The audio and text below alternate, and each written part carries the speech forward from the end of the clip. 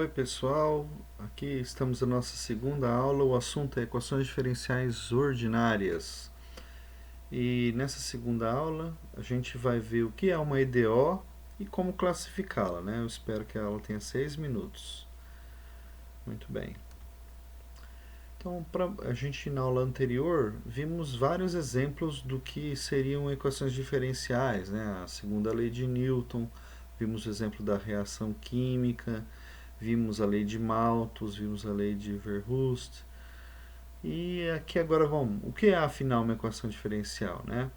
Essas equações que a gente viu na aula anterior, elas tinham uma função que eu queria descobrir. Por exemplo, se eu estou interessado na posição de uma partícula, na segunda lei de Newton, né? A posição da partícula vou chamar de x aqui. Então, a massa vezes a aceleração é a força, e essa força pode depender da velocidade, pode depender da posição, ou pode depender do tempo, né? Então, muitas vezes a equação a segunda lei de Newton ela acaba tomando essa cara aqui, né? Pode não ser, pode ser mais geral que isso, né? Então, o que está acontecendo? A posição é uma função em função do tempo, é uma função do tempo. Então, varia-se o tempo, a posição obviamente muda, né? A população aqui na lei de Malthus, aqui nesse primeiro exemplo aqui que eu vou dar, a população é uma função, né? Em cada instante de tempo tem um número de indivíduos, né? Aqui na equação do calor, a equação, o U aqui no caso mede a temperatura, o T é o tempo e o X é a posição.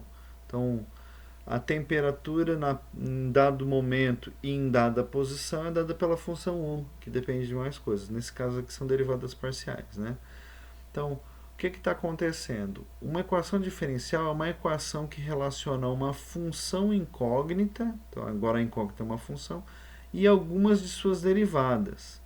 Então, os exemplos que nós vimos aqui, ó. Então, a lei de Malthus envolve a função incógnita a população, uma função, e o Malthus modelou, chegou a essa equação que envolve a derivada da função y, apenas uma derivada aqui, né, nessa relação. A segunda lei de Newton, massa vezes aceleração, dá a resistência, que eu poderia ter isolado tudo do outro lado, né. Aqui a equação do calor, ela é assim que o calor se propaga, né, descrito por essa equação que está aqui, né.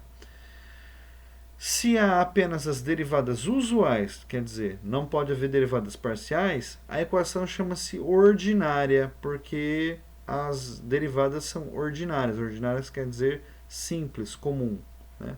Então, essas duas primeiras equações têm derivadas comuns, derivadas ordinárias. Então, essa aqui é uma equação diferencial ordinária, essa a segunda lei de Newton aqui também é, enquanto que a equação do calor envolve derivadas parciais.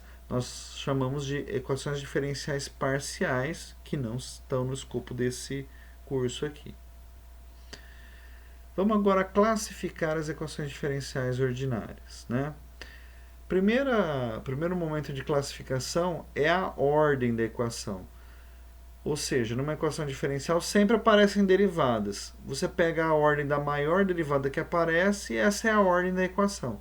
Então, nos exemplos que vimos na aula anterior, y' tem uma derivada de uma ordem apenas, né? Bom, tem outros termos, mas não tem derivadas. Então, isso aqui é uma equação de primeira ordem, porque a primeira ordem aqui foi a maior. Na lei de Verhulst também, né? Apesar de ter um termo y², não é uma derivada. Então, o que está acontecendo aqui é que é uma equação de primeira ordem. A segunda lei de Newton, como aparece sempre a aceleração, ela tipicamente é uma equação de segunda ordem. Então aqui aparece a ordem 2, aqui a ordem 1, então a máxima ordem é a ordem 2, então a equação é uma equação de segunda ordem.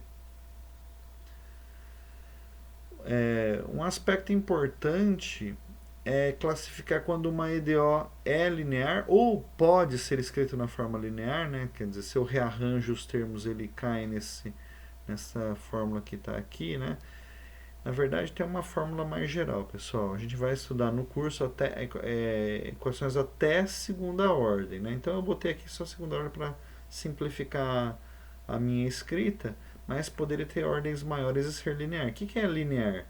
cada parcela é um coeficiente que não depende da variável y, aqui no caso, nesse exemplo aqui, né?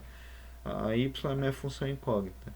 Ele pode depender do tempo, mas não depende do y. Então, são coeficientes que podem ser funções do tempo, vezes um termo linear, é y ou uma derivada do y qualquer, sempre sozinha.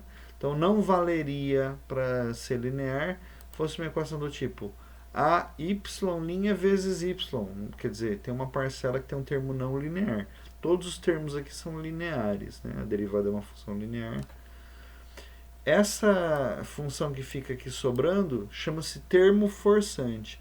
Parece, isso aqui vamos dizer que se pareceria com uma equação da reta, né? ax mais b igual a zero. Bom, não sei se cabe muito bem esse exemplo que eu falei aqui, mas é uma equação linear, né? Como está escrito aqui embaixo, ó, pessoal. Equações lineares têm mais estrutura para buscarmos soluções. É um aspecto importante de classificação, né? Vamos dar exemplos aqui, né? Na aula anterior a gente viu a reação química, que é essa aqui. Se você expandir esse termo e menos y vezes k, vai ter um termo mais ky quadrado. Esse termo y quadrado ele já não se encaixa num termo linear. Então essa equação aqui ela é não linear. A lei de Malthus, se você passar esse termo para o primeiro membro, fica y', quer dizer, a função a, esquece a função a que é zero no caso, né? Isso é zero nesse exemplo da lei de Malthus. A função b é o número 1, a função c é o número menos k, porque vai passar para lá o termo, vai ficar menos k vezes y, e a função f é zero. Então essa aqui é uma equação linear. A lei de Verhulst, quando você expande, tem um termo y quadrado que é um termo não linear, ela é não linear. E a segunda lei de Newton, como nós estamos fazendo, ela é uma equação linear. Tem esse termo forçante aqui, né? Se esse termo forçante que está aqui no final, ele for nulo, a EDO é chamada homogênea. Vou contar para vocês, olha o que está acontecendo. Se o termo for nulo aqui, essa EDO sempre tem solução. A solução nula é solução sempre, né? Então, começa por aí, né? A solução nula ela é solução.